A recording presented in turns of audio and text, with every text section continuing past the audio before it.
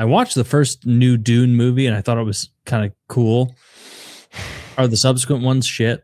Are they You saw not good? Dune 1. You saw Dune 1 and thought it was cool. I thought it was cool. Like I thought it was Dune? like a good popcorn movie. Or no, I watched the original Dune. I watched because Kyle told me it was funny, and I agreed wholeheartedly. It was very, very funny and a great movie. It was a good wreck.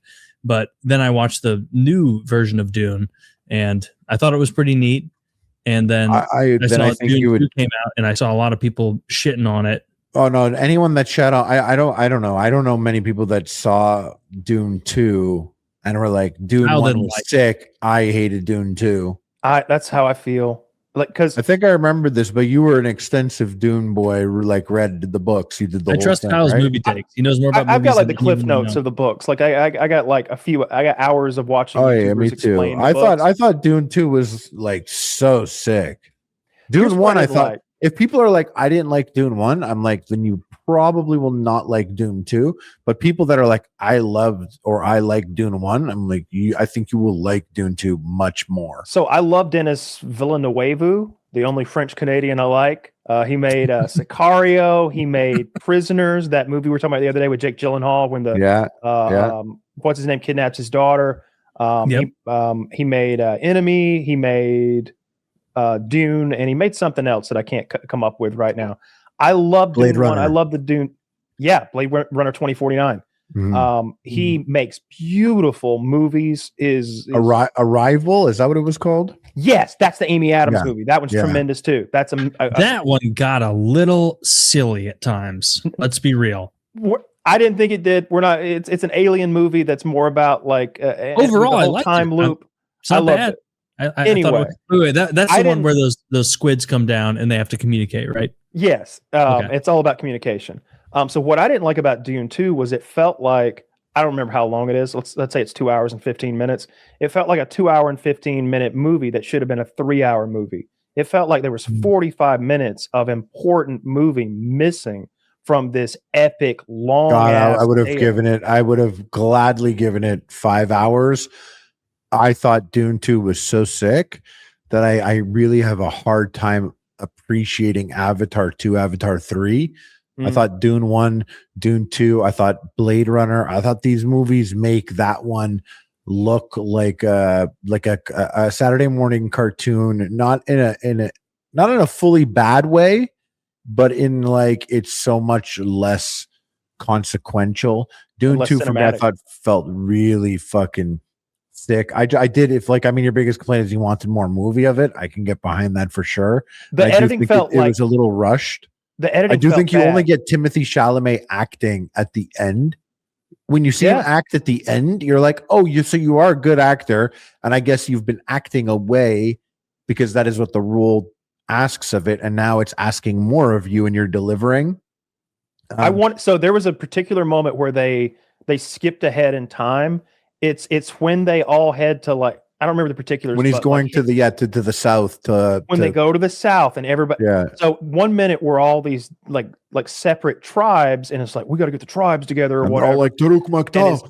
His mom drinks the blue worm goo that's going to make her like fetus, like a super baby, and then snap your fingers, and seemingly months have gone by, very consequential months. We've like gotten all the tribes together. There's some sort of a like big dome we live under now.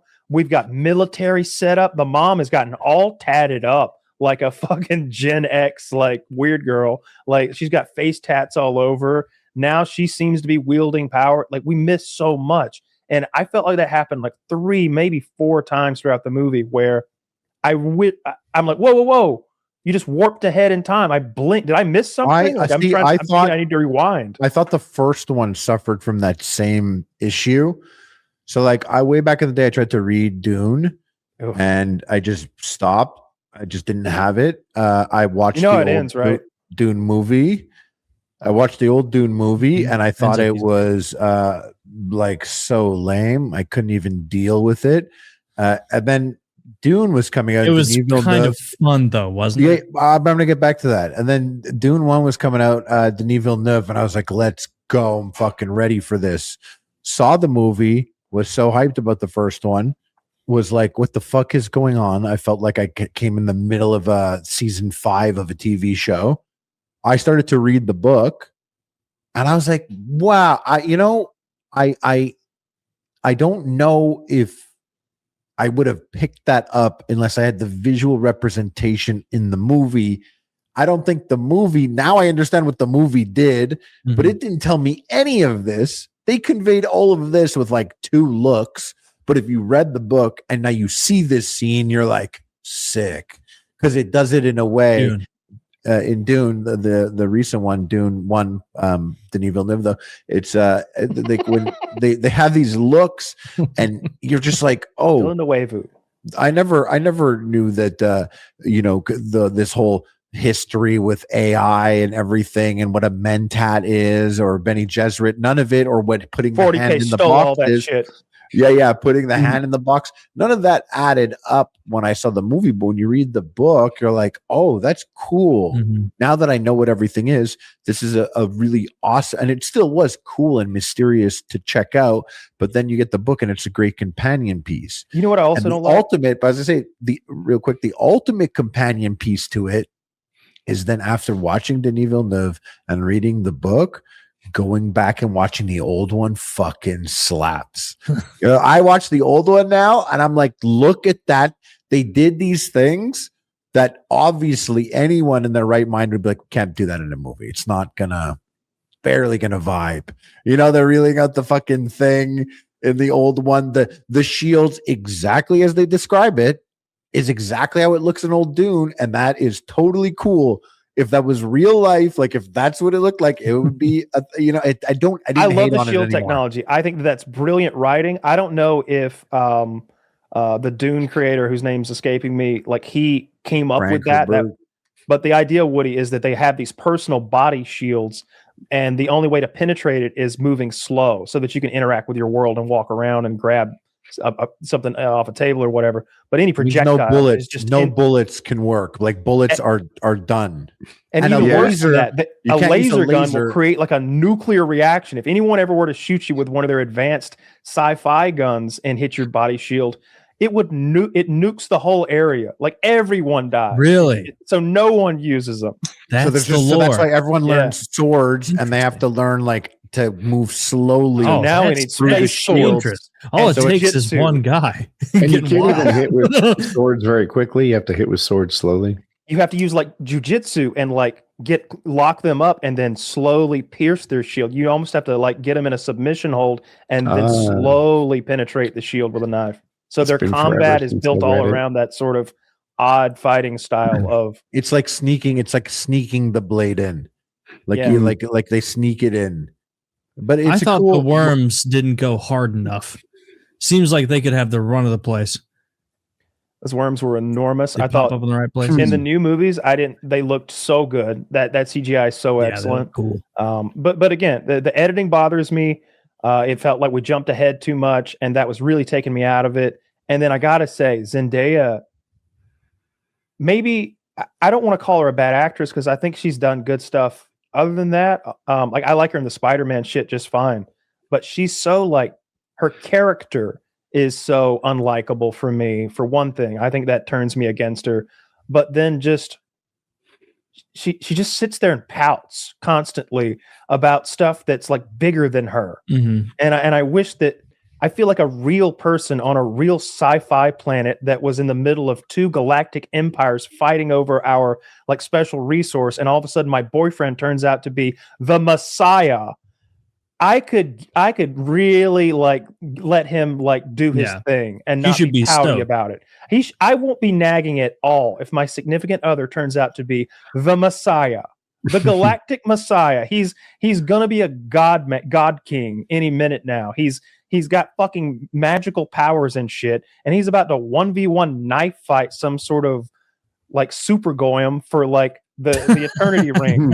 And it's like, stop pouting, you bitch. Stop. And they don't even tell it. They don't even say it in the movie, but like his mom was supposed to have a daughter because it's this plan where that daughter was supposed to be with Austin Butler, the Harkonnen family. There was going to be an alliance made, like politics, deep level shit.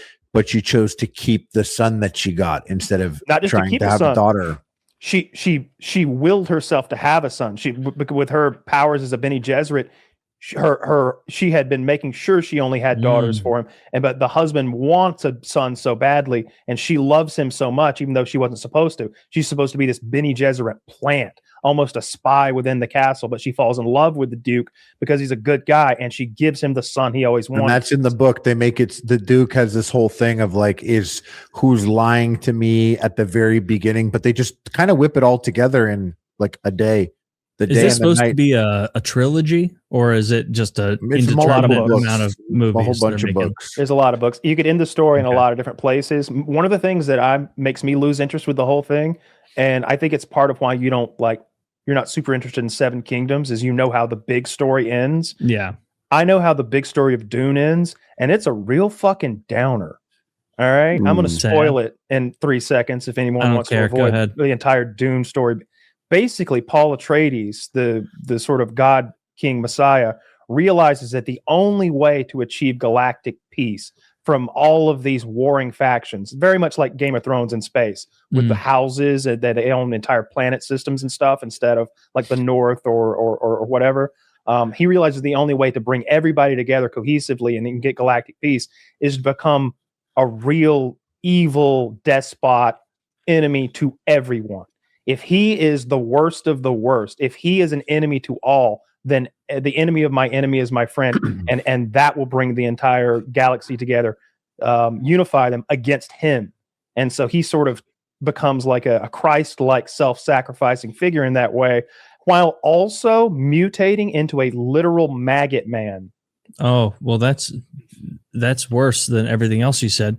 Zach, if you could find a picture of the maggot man version of Paul Atreides, as I like to call him, it's off-putting to look at. What magic turned him into a maggot man? It's the worm goo. He keeps drinking it, and there's something special about his anatomy because he's half Bene Gesserit man that like it turns him into a maggot man. He's really getting a lot of that blue goo. So will he become a worm? Yes, he's a giant worm man. Not like the giant worms that burrow in the sand. More, again, like a maggot man, like half maggot man. He's a maggot man. Oh, well, that's terrible. Well, that's not it. I'm talking about like Paul Atreides once he turns into a worm. That's Harkonnen. That guy's funny. That's Baron Harkonnen, who is a badass motherfucker. Hilarious. He was way gayer in the old movie. Remember, he had all those twinks. He was, I would say, off-putting in the original film. I did not like him. He was always drooling what looked like motor oil, and like he had like nipple rings and stuff. Yeah. And then he'd just like go bleed some young guy and fuck with him. Yeah, this is what Paul's turning into. That's horrible. He turns into a pussy-faced maggot man. I also thought pussy-faced. Yeah, his head's turned into a giant clitoris. Oh my goodness! I think he's pretty hot. That's horrible. Well, what a terrible Taylor's end. King shaming. Fuck you. I'm sorry. I'm accepting of all types. Thank you.